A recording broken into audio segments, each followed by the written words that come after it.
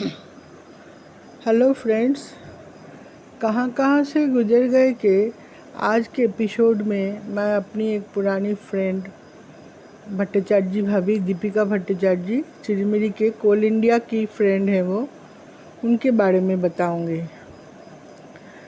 भट्टाचार्य भाभी से मेरा दोस्ती जो था चिरमिरी में रहते हुए करीब 2 साल ही हम साथ रहे एक साथ, लेकिन बहुत गहरी दोस्ती हुई थी हमारी। वो एक बहुत सुंदर घुंघराले बालों वाली लेडी थी, शरीर थोड़ा मोटा और बहुत सुंदर गाना गाती थी। समझिए लता मंगेशकर जैसी करीब करीब बहुत ही सुरीला आवाज़ था उनका।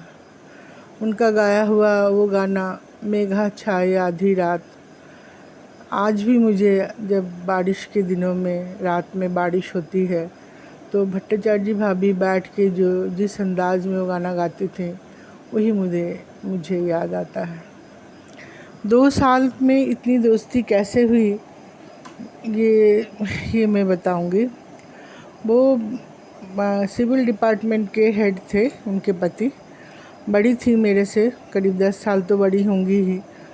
तब मेरा बेटा छोटा था, कुछ 4-5 में पढ़ता था सेंट्रल स्कूल में। उनके भी 2 बच्चे, राजा और राना। राजा जो था वो 7th-8th में पढ़ता था, मेरी रानी से 4 साल बड़ा। और राना जो था उनका 12वीं में पढ़ता था तब। तो हम लोग, उनका एक कुत्ता था, पामेरियन कुत्ता, उसका नाम था चीनी। वो चीनी के साथ हम रोज़ शाम को हम लोग वॉकिंग पे जाते थे, भट्टाचार्य भाभी और मैं। भाभी को मैं बोदी बोलती थी, वो मुझे नाम से बुलाती थी।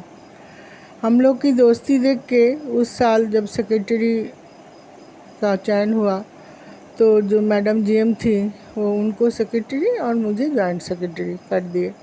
सेक्रेटरी मैं पहले ही बताई हूँ, वहाँ के हमारे कोल इंडिया के लेडीज़ क्लब में ज़्यादातर एचओडीज़ को बनाया जाता है जिनके पास गाड़ी वाड़ी सुविधाएं हैं, लेकिन वो कुछ कर सके ना सके, जॉइंट सेक्रेटरी हमेशा एक्टिव लोगों को बनाया जाता है। तो मैं बहुत सालों से तो जॉइंट सेक्रेटरी वहाँ बन ही रही थी, तो उनको सेक्रेटरी बना दिया गया।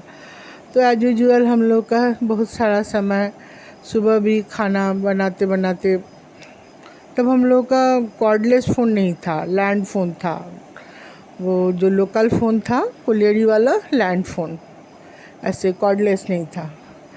तो रोज़ कुछ न किसी चीज़ के हम लोग को क्लब की आलोचनाएं, क्लब की ख़रीदारी और भी बातें। इतनी दोस्ती थी कि सुबह पति के ऑफिस जाने के बाद हम लोग घड़ी देखते रहते थे कब ये लोग ऑफिस निकले। 10 बजे हम लोग अपने काम से फुर्सत होकर जो दोनों बैठे 1 घंटा करीब गप करते थे, जबकि शाम को भी मुलाकात होना होता था। उसके बाद हफ्ता में 2-3 दिन तो क्लब, और दिन में दोपहर में वो तो था ही। ऐसा हो जाता था अक्सर हमारा सब्जी जल जाता था, बल्कि घर में सब्जी अच्छा बनता था तो उनके घर में भी उनके पति पूछते थे क्या 298 अभी बंद है, फ़ोन ख़राब है क्या, ऐसे पूछते थे। और मेरे पति भी मेरे से पूछते थे क्या भट्टाचार्य भाभी यहाँ नहीं है, खाना अच्छा बन रहा है, कुछ जला नहीं। इस कदर हम लोगों की दोस्ती थी। भाभी मेरी ग्रूमिंग भी बहुत की थी। मैं बहुत सिंपल, बहुत ही ज़्यादा सिंपल, लंबी चोटी बांध के रखती थी, जैसे कुछ मेकअप नहीं, कुछ नहीं। क्लब जाती थी तो एक तो साड़ी पहनी चली गई। भाभी ने ही मुझे सिखाया कि अपने खाली गुण लाने से ही नहीं होता है, अपने आप को भी थोड़ा प्रेजेंटेबल बनाना होता है। उन्होंने मेरा बाल ठीक से वो किया, कैसे कपड़ा पहनना चाहिए अच्छे से, ये सब चीज़ का सच पूछे तो कोलियारी में गाइडेंस सब उन्हीं से मैं सीखी। बहुत अच्छा समय हमारा बीतता था जब भी हम बैठते थे। उनके पति भी मालूम अच्छा गाना गाते थे। हम लोग का फैमिली गैदरिंग भी होता था, हम लोग का पूल डिनर होता था, जैसे सब कुछ ऑफिसर्स मिल के, तो वो तो होता ही था जिसमें वो लोग भी रहते थे। और ऐसे भी भट्टाचार्य साहब भाभी और हम लोग भी कभी उनके यहाँ गए, वो हमारे यहाँ आई तो बैठते थे। तो गाने का माने वो होता था, माने गाने की महफ़िल, गाना गाने की महफ़िल जमती थी, जो कि बहुत लोगों में, कहाँ लोगों में तो इतना गुण होता नहीं है, और कुछ लोग गाना जानते भी तो गाना नहीं चाहते हैं। लेकिन बहुत अच्छा समय व्यतीत होता था। भट्टाचार्य साहब, किशोर कुमार, उसके बाद सचिन देव बर्मन का गाना वो ज़्यादा अच्छा गाते थे। ओरे माझी करके गाना जो था सचिन देव बर्मन का, मेरे साजन है उस पार, मेरे को बहुत अच्छा लगता था। और भाभी तो अच्छा गाती थी, मेरे पति भी अच्छा गाना गाते थे। तो हम लोग बैठते थे, जब हम लोग का पूल डिनर जब होता था तो कलाकार यही दोनों रहते थे, जेंट्स में, और लेडीज़ में भाभी। मैं गाना वाना गाती थी, लेकिन मैं ना ऐसे घरेलू परिवेश में उतना गाती नहीं थी। क्लब वगैरह में कोई ज़बरदस्ती उठा दिया, मुझे जैसे गाने का थोड़ा झिझक था सबके सामने। अब लोग अनाउंस कर देते थे तो जाके गाना पड़ता था, वो और बात है। ऐसे मैं नहीं गाना चाहती थी। तो मेरे पति खैर खुशी खुशी गाते थे, उनको तो एक बोलो दो सुना देंगे, इस टाइप का रहता था उनका। बहुत ही जॉली थे मेरे पति। तो जो भी हो, भाभी जी के साथ मेरा एक दूसरे से ऐसे हम लोग जुड़े कि मत पूछिए। फिर समय तो बड़ा अच्छा बीता, लेकिन 2 साल बाद चूँकि वो HOD थे, और कुछ वहाँ के अंदरूनी कारणों से भट्टाचार्य साहब का कुछ ऑफिशियल माहौल बहुत बिगड़ गया। तो बेचारे को रातों रात ट्रांसफ़र लेके जाना पड़ा, वहाँ से चले गए वो। वहाँ से वो गए ECL लालमटिया, राजमहल जो जगह है, राजमहल बोल के एक जगह है ECL में, लालमटिया, वहाँ गए।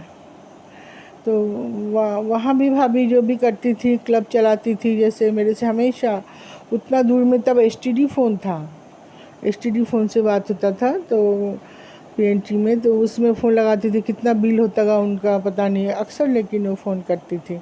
वहाँ भी वो इतने लोगों से मेरे ज़िक्र की हैं कि जब बाद में उस समय के बाद बहुत लोग मुझे मिले, जिन लोगों ने मुझसे मिलते ही बोला कि दीपिका भट्टाचार्य जी से आपके बारे में सुनी हूँ, मेरे बारे में माने। मेरे भाभी मुझे इतना स्नेह करती थी, इतना प्यार करती थी। एक बार हम कलकत्ता गए थे, तो जब उसके बाद ना भट्टाचार्य जी साहब रिटायर हो गए। मैं बोली हम लोगों से 10 साल से ऊपर बड़े, भाभी 10 साल बड़ी थी, भाई साहब तो और बड़े थे। फिर रिटायर हो गए तो कलकत्ता में ही वो लोग सेट हुए। तो हम लोग को, जब हम गए थे कलकत्ता, तो तब मेरा रॉनी शायद 9th में पढ़ता था, 9th 10th ऐसा कुछ होगा। तब मैं बुलाई थी उनके घर, तो गई थी। कलकत्ते में कौन सी जगह है जहाँ कोल इंडिया वाले ही घर अपना बनाए, कोयला विहार, यस, कोयला विहार में उन्होंने अपना फ्लैट लिया हुआ था। उनका वैसे सिविल वाले थे, 2-3 फ्लैट था, नागपुर में भी था। तो वहाँ पे कलकत्ते वाला फ्लैट बहुत सुंदर था। हम लोग गए थे तो इतनी अच्छे से आवागत की थी, जैसे बड़े लोग, बहुत बड़े कोई पोस्ट के या बहुत बुजुर्ग कोई आता है ना, उसी तरह हम लोग दरवाजे में घुसे तो हम लोग को फूल के बुके दी। ऐसे सच पूछिए तो अपने घर में आज तक किसी ने मेरा स्वागत नहीं किया जितने उन्होंने किया। उसके बाद जाते ही बैठ के नाश्ता खाना जो था, वो तो एक से एक चीज़ था ही सब। जब उनके यहाँ कुक बनाए थे, तो उसके बाद बहुत अच्छा वो दिन हम लोग का गुजरा। शाम तक उनके पास रहे हम लोग, चाय वाय पिए, फिर वहाँ से हम चले। जाते समय भाभी एक बहुत सुंदर सा साड़ी, हमको ताँत की साड़ी आज भी रखा है मेरे पास। उस साड़ी को पहनने का मन नहीं करता, लगता है फट जाएगा तो भाभी की निशानी चली जाएंगी। बहुत आगे उसके बाद फिर उनसे फिर हमारा भी कोल इंडिया का लाइफ ऐसा, हमारा भी ट्रांसफ़र सोहागपुर हो गया। ये आपाधापी में सोहागपुर का ट्रांसफ़र हमारा मन लायक था नहीं, मेरे को एकदम अच्छा नहीं लगा था। एक तो सोहागपुर, ऊपर से हमको राजेंद्रा मिला था, जो कि एकदम काला पानी कहलाता है कोल इंडिया का। तो बहुत दुखी थी, वैसे बहुत लोगों से मैंने डिस्कनेक्ट हो गई थी। मोबाइल फ़ोन तब आ चुका था, लेकिन उनका तो लैंडलाइन का फ़ोन था, कोई कनेक्शन नहीं। एक दिन लेकिन उनके बेटे का फ़ोन आया मेरे पास, बहुत ही दुखदायक दिन था। मेरे को याद है दोपहर के समय में उनका बेटा राजा फ़ोन किया और फ़ोन करके मेरे को बोला, आंटी मैं आपको बहुत मुश्किल से खोजा हूँ। तो मैं बोली कैसे खोजे तुम? तो बोला कि आप मेरे डायरी में ना, भाभी इतना मुझे पसंद करती थी कि मेरे मायके का भी नंबर कहीं कुमकुम का मायका करके लिख के रखी थी। हुआ क्या, उनको ना कैंसर हो गया, ब्रेस्ट कैंसर। 6 महीना के अंदर ही ख़त्म हो गई वो। तो अंतिम समय में ना वो अपने लोगों से जिससे मिली होंगी नहीं पता, वो बार बार अपने पति को बोलती थी कि मुझे एक बार कुमकुम से बात करवा दो। सब कोई मेरा बहुत खोजे और नंबर मैंने पता करने की कोशिश की है, उनके मिस्टर भी, मेरे मिस्टर कहाँ पोस्टेड हैं वो सब, लेकिन हम लोग का चूँकि रजिस्टर्ड कोई नंबर तो था नहीं, अभी जैसे सभी का एक रजिस्टर्ड नंबर होता है वो था नहीं, तो खोज नहीं पाए।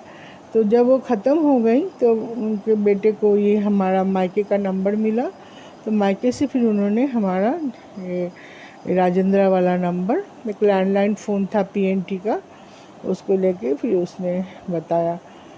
मैं क्या बताऊं दोस्तों, एक सुंदर सा दोस्ती का रिश्ता, मेरी ही गलती है, चली गई तो भी मुझे कनेक्शन में रहना चाहिए था। लेकिन कुछ कुछ रिश्ते ना रूह से रूह के होते हैं, जो कि भाभी ने वो प्रूफ कर दिया। अंतिम समय में लोगों को अपने सिवा दूसरे याद नहीं आते हैं कोई। भाभी को मैं याद आई, ये सुन के ही मेरा मन बहुत भारी भी होता है और खुशी भी होती है कि इतना कुछ किसी ने मुझे प्यार किया और अपने जीवन में इतना बड़ा स्थान दिया।